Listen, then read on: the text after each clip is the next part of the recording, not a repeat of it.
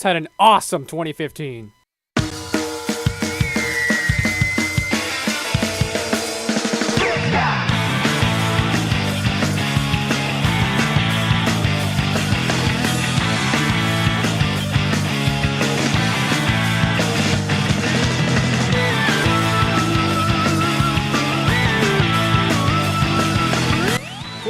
Was a great year for gaming, with tons of great games coming out each month.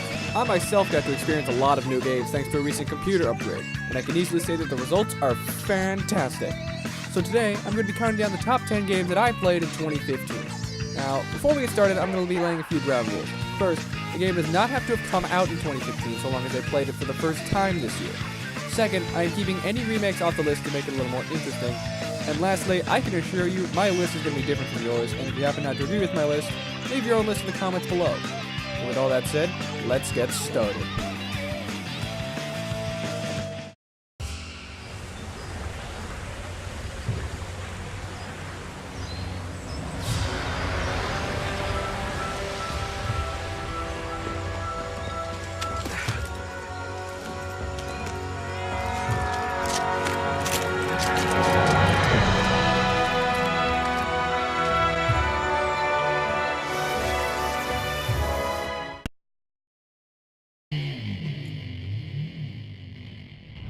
It's game time!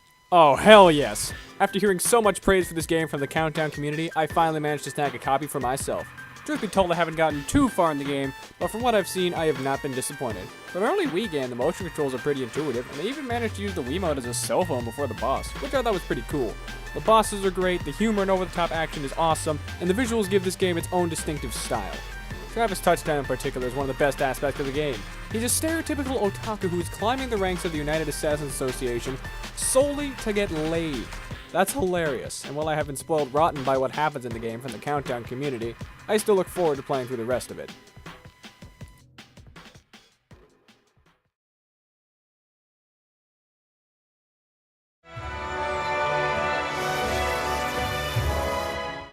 Oh hey, another over-the-top action game. Figures.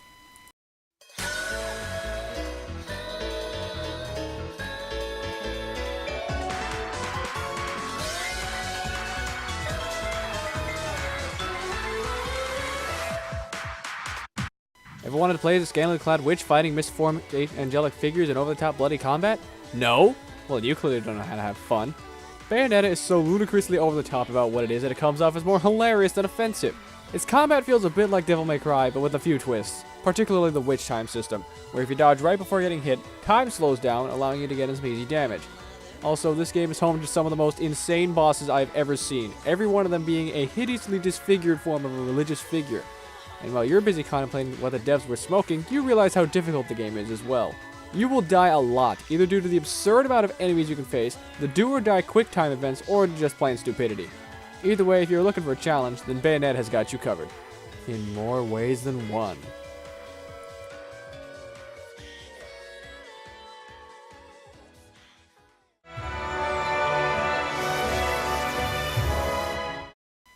I'm gonna be honest, I was not a big fan of The Binding of Isaac. The controls felt incredibly stiff, and the luck-based gameplay when it came to item spawns made it incredibly irritating. Luckily, Binding of Isaac Rebirth fixed nearly all of my problems with the original. Since this reimagining came with actual controller support, I was instantly interested. Along with a graphical upgrade, Rebirth added a ton of new items, trinkets, and characters to make this a much better game than the original. Rebirth also introduced several new bosses and enemies to spice up the gameplay. The story still remains the same, with Isaac doing everything in his power to escape his crazed mother, who wants to kill Isaac to appease God. Though, just a warning, this game does get pretty graphic, especially after you beat Mom for the first time. Enter at your own risk.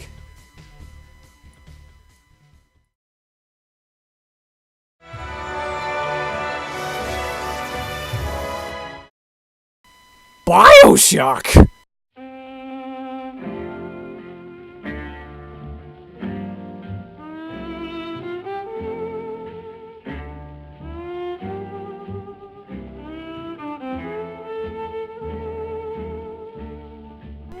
Everyone has played this, it seems, except for me because I don't ever have money. So yeah, Bioshock! A game featuring an underwater city, awesome powers, and absolutely terrifying enemies. Seriously, the big daddies by themselves are unsettling enough, but a lot of this game's imagery is pretty graphic. Though the powers make up for that. I mean, where else can you unleash the unstoppable power of bees?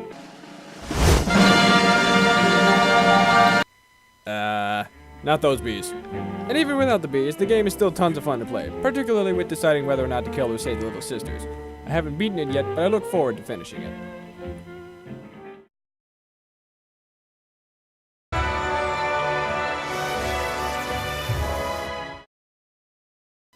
I am so sorry that I didn't play this game sooner.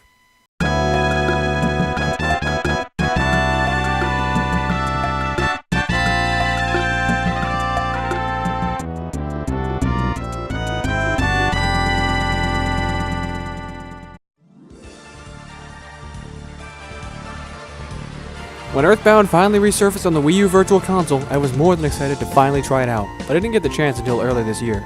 The game is still aged really well, and it's just as quirky as I expected it to be. The combat is surprisingly fun, the characters are all interesting, and the game has a huge sense of charm, which you don't really see with many games nowadays. Nearly everything in the game is interactable, and it makes the game feel really open for exploration. Oh, and before anyone asks, no, Undertale is not on the list, because I really wanted to give Earthbound the attention it deserves first. Unless I pick up Earthbound Beginnings as well.